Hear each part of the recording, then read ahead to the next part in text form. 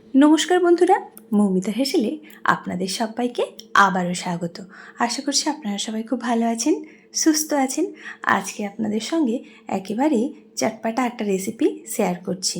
একদমই মশলাদার খাওয়ার, আজকে আর ঘরোয়া না, আজকে একটু মশলাদার রেসিপি আপনাদের সঙ্গে শেয়ার করলাম। দেখতে থাকুন, আশা করছি ভালো লাগবে।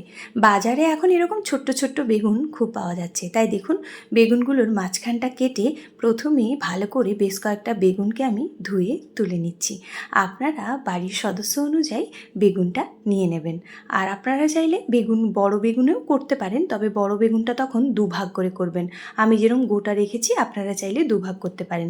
এবারে বেগুনটাকে কিন্তু প্রথমেই ম্যারিনেট করব। তার জন্য বেসিক মশলা, হলুদ, লবণ আর একটু শুকনো লঙ্কার গুঁড়ো দিয়ে বেগুনটাকে বেশ খানিকক্ষণ মেখে রেখে দিতে হবে। কারণ যেহেতু বেগুনগুলো আমি গোটা রান্না করব, তাই আধ ঘন্টা বেগুনটাকে কিন্তু এরকম লবণ হলুদ মেখে ছেড়ে দিতে হবে। একটা বেগুন ভেঙে গেল, এর দেখে নেবেন বেগুনের ভেতর অনেক সময় পোকা থাকে, সেটা যেন না থাকে। তা আমি এরকমভাবে মেখে আধ ঘন্টা রেখে দিয়েছি। তারপরে এদিকে রান্না করার জন্য দেখুন গ্যাসের মধ্যে কড়াই বসিয়েছি আর দিয়ে দিলাম তার মধ্যে সাদা তেল। রান্নাটা কিন্তু পুরোপুরি সাদা তেলে করতে হবে।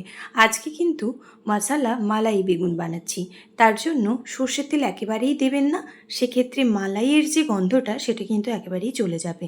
তাই এই বেগুনের রান্নাটা যখন করবেন অবশ্যই সাদা তেলের ব্যবহার করবেন। এবারে এই বেগুনটা দুভাগে আমি ভাগ করে ভেজে নিচ্ছি। প্রথম পার্টটা দেখুন ঠিক এরকম মিডিয়াম ফ্লেমে রেখে বেগুনগুলো আমরা যেরকমভাবে ভাজি ওরকমভাবেই ভেজে তুলে নিতে হবে। একটু সময় দিয়ে ভাজতে হবে, যেহেতু এটা গোটা বেগুন, ভাগ করা হলে কিন্তু বেগুনটা আরও কম সময়ে ভাজা হয়ে যায়। যেহেতু গোটা, তাই একটু সময় দিয়ে বেগুনটাকে প্রথমে ভেজে নিতে হবে।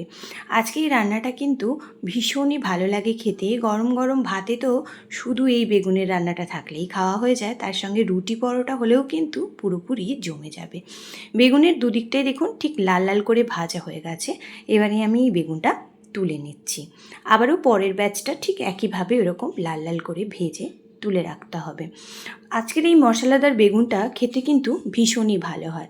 আর যদি আগে খেয়ে থাকেন তাহলে অবশ্যই কমেন্ট করে জানাবেন, আর যদি না খান তাহলে অবশ্যই বাড়িতে একবার ট্রাই করুন। দেখুন বেগুনগুলো ভেজে তুলে নিয়েছি। এবার ওই তেলের মধ্যেই অ্যাড করলাম একটা ছোট্ট সাইজের পেঁয়াজ থেতো করে নিয়েছি। তার সঙ্গে হাফ টিস্পুন মতো দিয়ে দিলাম আদা বাটা, আর তার থেকেও কম দিলাম রসুন বাটা।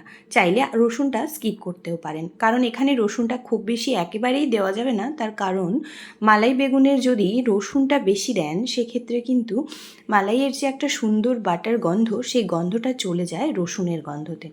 দেখুন ভালো করে মশলাটা ভেজে নিয়েছি। এবারে এর মধ্যে অ্যাড করছি টমেটো কুচি। একেবারেই টমেটোগুলো দেখুন ছোট্ট ছোট্ট করে কেটে নিয়েছি। দিয়েই এবার ওপর থেকে টেস্ট অনুযায়ী লবণ দেব। দিয়েই টমেটোটাকে বেশ ভালো করে রান্না করে নিতে হবে, যাতে করে টমেটো, পেঁয়াজ, আদা, রসুন সব একেবারেই সফট হয়ে রান্নাটা সুন্দরভাবে কাঁচা গন্ধটা চলে যায় সেই পর্যন্ত। দেখুন টমেটোটা সুন্দরভাবে সফট হয়ে গেছে। এবারে বেসিক কিছু মশলা অ্যাড করছি। দিয়ে দিলাম কালারের জন্য কাশ্মীরি রেড চিলি, ঝালের জন্য শুকনো লঙ্কার গুঁড়ো, কালারের জন্য হলুদের গুঁড়ো, আর দিলাম অল্প একটু জিরের গুঁড়ো।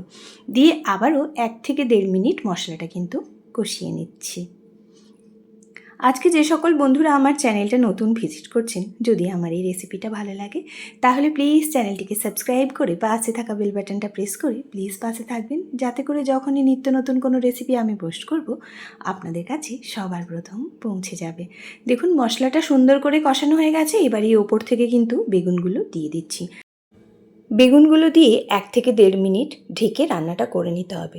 বেগুনগুলো তো ভাজাতেই সেদ্ধ হয়ে গেছে আর মশলাও পুরোপুরি কষানো, তাই অল্প একটুখানি ঢেকে মশলার ফ্লেভারটা যাতে বেগুনের মধ্যে খুব সুন্দর চলে যায়, তাই একটুখানি ঢেকে রান্নাটা করে নিয়েছি। এবার তলায় মশলাটা লেগে গেছে কিনা সেটাই দেখে নিচ্ছি। আর এই বেগুনটা যখন রান্না করবেন তখন কিন্তু গ্যাসের ফ্লেমটা একেবারেই লোতে রাখবেন, তা না হলে কিন্তু মশলাগুলো পুড়ে যাবে। যেহেতু এই রান্নাতে কোনো জল প্রয়োজন হচ্ছে না, তাই গ্যাসের ফ্লেমটা কমিয়েই কিন্তু রান্নাটা করতে হবে। এবারে আমরা এর মধ্যে অ্যাড করছি একটা ম্যাগি মশলা। আপনাদের কাছে যদি গরম মশলা থাকে সেটাও অ্যাড করতে পারেন, আর আমার কাছে ম্যাগি মশলাটা আজকে ছিল বলে তাই দিয়ে দিলাম। আর আপনারা চাইলে এখানে গরম মশলাও দিতে পারেন, গন্ধটা কিন্তু ভীষণই ভালো হবে। দেখুন মশলাটা পুরো দিয়ে দিয়েছি। এবারে ওপর থেকে দিয়ে দিচ্ছি মালাই। আমি কিন্তু এটা বাড়ির মালাই ব্যবহার করেছি। একেবারে 1 লিটার দুধ থেকে সর তুলে সেটাকে ভালো করে ফেটিয়ে নিয়েছি, নিয়ে এর মধ্যে অ্যাড করছি। আপনারা চাইলে কেনা যে মালাইটা পাওয়া যায় ফ্রেশ ক্রিম সেটাও ব্যবহার করতে পারেন। এবার এর মধ্যে একটা তড়কা দেব, তার জন্য অল্প একটুখানি তড়কা প্যানে তেল দিয়ে তার মধ্যে একটা শুকনো লঙ্কা, অল্প একটু কাশ্মীরি রেড চিলি পাউডার আর দিয়ে দিলাম গোটা জিরে 1/2 টিস্পুন মতো দিয়ে দেখুন একটু ভেজে নিয়েছি। এবারে উপর থেকে দিয়ে দেব, গন্ধটা ভীষণ ভালো হবে তার জন্য এই কারি পাতা। এই মালাই আর কারি পাতার স্মেলটা এতটাই ভালো হয়, না খেলে বুঝতে পারবেন না। তাই অবশ্যই একবার এইভাবে বেগুনটা কিন্তু বানিয়ে দেখতে পারেন। ভাজা চচ্চড়িতে আমরা বেগুন অনেকভাবেই খেয়েছি, কিন্তু এই মালাই বেগুনটা, মশলাদার মালাই বেগুনটা একবার বানিয়ে দেখুন, এতটা ভালো হয় খেতে, দেখবেন যে বারবার এরমভাবেই বানিয়ে খেতে ইচ্ছে করবে। আপনাদের কাছে রিকোয়েস্ট রইল, এইভাবে বেগুনটা বানিয়ে দেখুন। জল ছাড়া মালাই বেগুন এতটাই ভালো হয় খেতে, আমিও ফার্স্ট টাইম রান্না করে আমারও কিন্তু বেশ ভালো লেগেছিল, তাই আপনাদের সঙ্গে এটা কিন্তু আজকে শেয়ার করে দিয়েছি। দেখুন মশলার সঙ্গে সব কিছু বেশ ভালো করে মিশিয়ে নিয়ে 1 থেকে 1.5 মিনিট আবারও ভালো করে ফুটিয়ে নেব, কারণ মালাই থেকে একেবারেই তেলটা ছেড়ে যাবে সেই পর্যন্ত। দেখুন রান্না কিন্তু একেবারেই রেডি। এবারে এই গরম গরম ভাত, রুটি, পরোটা, পোলাও, ফ্রায়েড রাইস সব কিছুর সঙ্গে এই মালাই বেগুনটা সার্ভ করতে পারেন। ভীষণ টেস্টি হয়। দেখুন দেখতে কতটা সুন্দর হয়েছে। দেখতে যেমনই সুন্দর হয়েছিল, খেতেও হয়েছিল দুর্দান্ত। তাই আজকের এই রেসিপিটা যদি ভালো লাগে তাহলে বলবো লাইক, কমেন্ট, শেয়ার, সাবস্ক্রাইব করতে ভুলবেন না। আর কেমন হলো কমেন্ট বক্সে অবশ্যই জানিয়ে যাবেন। এতটা সময় আমার সঙ্গে থেকে আমার এই রেসিপিটা দেখার জন্য আপনাদের অসংখ্য ধন্যবাদ। ভালো থাকবেন, সুস্থ থাকবেন। আবারও আপনাদের সঙ্গে দেখা হবে পরের কোনো রেসিপিতে।